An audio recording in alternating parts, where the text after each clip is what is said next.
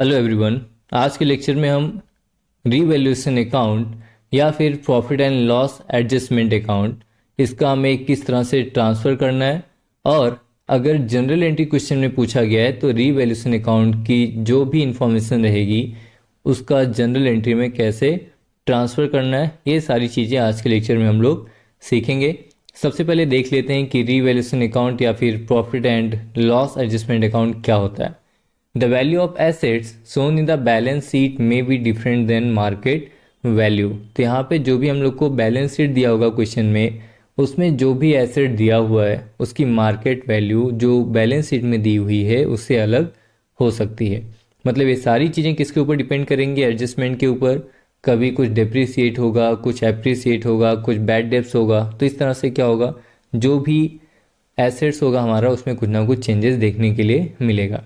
The changes made in the value of assets and liabilities before the new partner is admitted and recorded in revaluation account or profit and loss adjustment account। तो यहाँ पे जो नया partner business में आने वाला है उसके आने के पहले हम लोग को क्या करना पड़ेगा, जो भी बैलेंस शीट है उसमें कुछ ना कुछ चेंजेस करने पड़ेंगे, क्योंकि बहुत सारी ऐसी चीज़ें होती हैं जो सिर्फ ओल्ड पार्टनर्स ने क्या किया है, शेयर करके जमा किया हुआ है। तो हम लोग क्या करेंगे, ओल्ड पार्टनर्स को उनके रेशियो में वो सारी चीज़ें डिवाइड कर देंगे, या फिर जो भी चेंजेस करनी होंगी वो सारी इन्फॉर्मेशन हम लोग को एडजस्टमेंट में मेंशन की रहेगी। तो उसके अकॉर्डिंग हम लोग क्या करेंगे, value of assets and liabilities में जो भी चेंजेस करना रहेगा वो चेंजेस नए पार्टनर के आने के पहले कर लेंगे। Revaluation account is also known as nominal account, and nominal account का फॉर्मूला आपको पता होना चाहिए, debit all expenses and losses, credit all income and gain. तो आगे देखते हैं हम लोग। रीवैल्यूएशन अकाउंट के डेबिट में एक्सपेंसेस एंड लॉसेस रिकॉर्ड करते हैं एंड क्रेडिट में इनकम एंड गेन रिकॉर्ड करते हैं। तो यहाँ पे देखिए जो क्रेडिट साइड में दिया हुआ है एसेट्स, इंक्रीज इन एसेट्स, मतलब यहाँ पे हमारे एसेट्स की वैल्यू इंक्रीज हो रही है, एप्रिसिएशन हो रहा है। तो अगर हमारे एसेट्स की वैल्यू इंक्रीज होगा तो हमारा क्या होगा, फायदा होगा, इसलिए हमने इसे क्रेडिट साइड रिकॉर्ड किया है। लेकिन एसेट्स की वैल्यू अगर डिक्रीज होगी, डिप्रिसिएट होगी, कम होगी, तो हमारा क्या होगा, एक्सपेंसेस एंड लॉसेस। इसलिए अगर एसेट्स की वैल्यू डिक्रीज होगी तो उसे डेबिट साइड रिकॉर्ड करेंगे। सेम ऐसे ही लाइबिलिटीज, डिक्रीज इन लाइबिलिटी, मतलब हम लोग को अगर 50,000 रुपीज़ पे करना था लेकिन हमारी लाइबिलिटी कम होगी, अभी 30,000 रुपीज़ हो गई है, तो 20,000 का हमारा क्या हो रहा है, फ़ायदा हो रहा है, बेनिफिट हो रहा है। इसलिए हम लोग क्या करेंगे, इसे क्रेडिट साइड रिकॉर्ड करेंगे। लेकिन अगर लाइबिलिटी इंक्रीज होती है, हम लोग को 50,000 पे करना था लेकिन अभी 70,000 पे करना है, तो जो 20,000 हम लोग एक्स्ट्रा पे करने वाले हैं वो हमारा एक्सपेंसेस एंड लॉसेस होगा। और आगे देखिए यहाँ पर by old partners capital account या फिर करंट अकाउंट दिया हुआ है, and to old partners capital या करंट अकाउंट। ब्रैकेट में देखिए डेबिट साइड में प्रॉफिट लिखा हुआ है एंड क्रेडिट साइड में लॉस लिखा हुआ है। तो यहाँ पे जो हम अकाउंट क्लोज करेंगे रीवैल्यूएशन का, तो या तो हमारा प्रॉफिट होगा या फिर लॉस होगा। तो चाहे लॉस हो या फिर प्रॉफिट हो, हम ओल्ड पार्टनर्स को ओल्ड रेशियो में डिवाइड कर देंगे और जो हमने कैपिटल अकाउंट या फिर करंट अकाउंट बनाया रहेगा उसमें ट्रांसफ़र करेंगे। अगर डेबिट साइड में आया डिफरेंस तो हमारा प्रॉफिट होगा, इसे पार्टनर्स कैपिटल अकाउंट के अपोजिट साइड मतलब क्रेडिट साइड में ट्रांसफ़र करेंगे। अगर क्रेडिट साइड बैलेंस आ रहा है तो हमारा लॉस होगा, इसे हम लोग पार्टनर्स कैपिटल या करंट अकाउंट के डेबिट साइड में ट्रांसफ़र करेंगे। आगे मैं आपको एग्जांपल्स के साथ ये सारी चीज़ें एक्सप्लेन कर देता हूँ। तो यहाँ पे देखिए example number 1, increase in value of furniture. Furniture हमारा क्या होता है, एसेट्स होता है। फर्नीचर की वैल्यू अगर इंक्रीज होगी तो हमारा फ़ायदा होगा 13,000 का, उसे हम लोग क्रेडिट साइड में रिकॉर्ड करेंगे, by furniture 13,000 rupees. Next number 2, depreciate machinery by ₹10,000। तो यहाँ पे मशीनरी की वैल्यू डिप्रिसिएट हो रही है, कम हो रही है 10,000, तो हमारा एक्सपेंसेस एंड लॉसेस होगा, उसे हम लोग डेबिट साइड रिकॉर्ड करेंगे, depreciation on machinery 10,000 rupees. Next number 3, increase in value of creditors. तो क्रेडिटर्स हमारा क्या होता है, लाइबिलिटी होता है।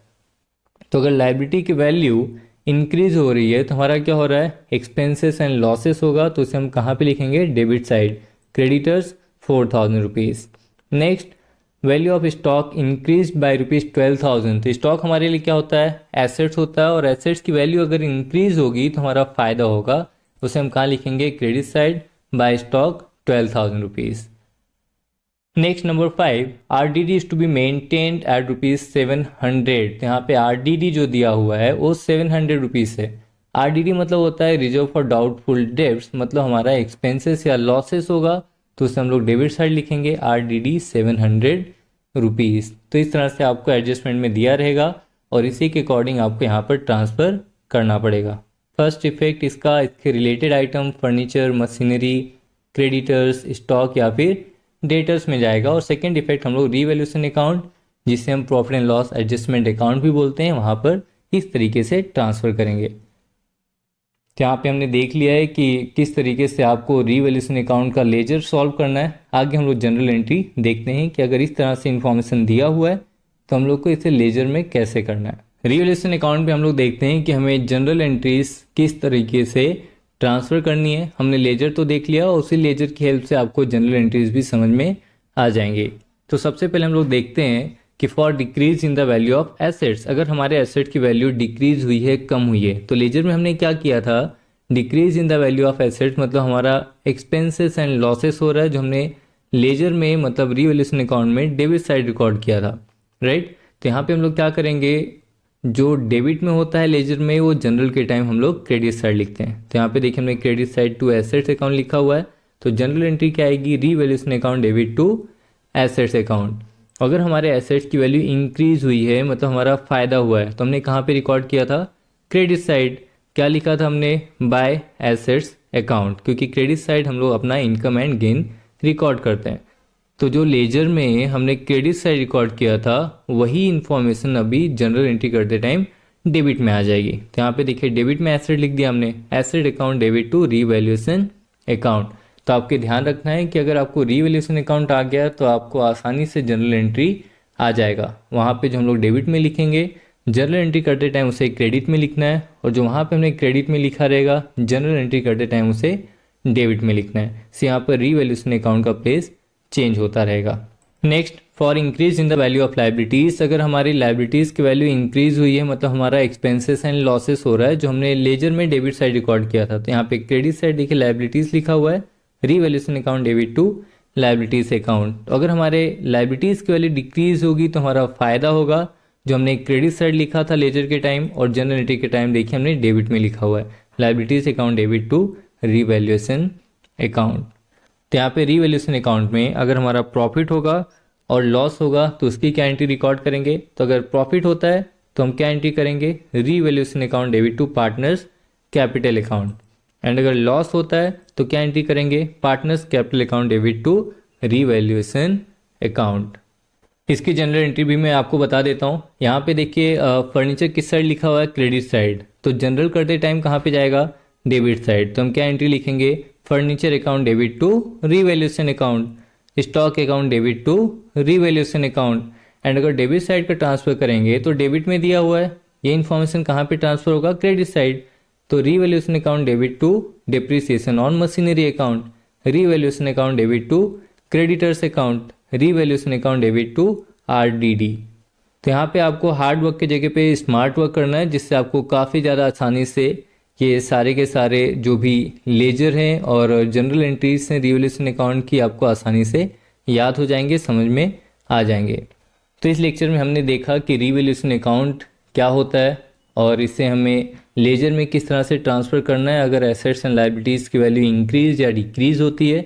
इसके साथ हमने ये भी देखा कि रीवैल्यूएशन अकाउंट की हेल्प से कौन कौन सी जनरल एंट्रीज हमें सॉल्व करनी पड़ेगी। आज का लेक्चर यहीं पर एंड करते हैं। अगर ये वीडियो आपको पसंद आया है, ये लेक्चर आपको पसंद आया है, तो इस वीडियो को लाइक और अपने दोस्तों के साथ शेयर करना आप बिल्कुल मत भूलिए।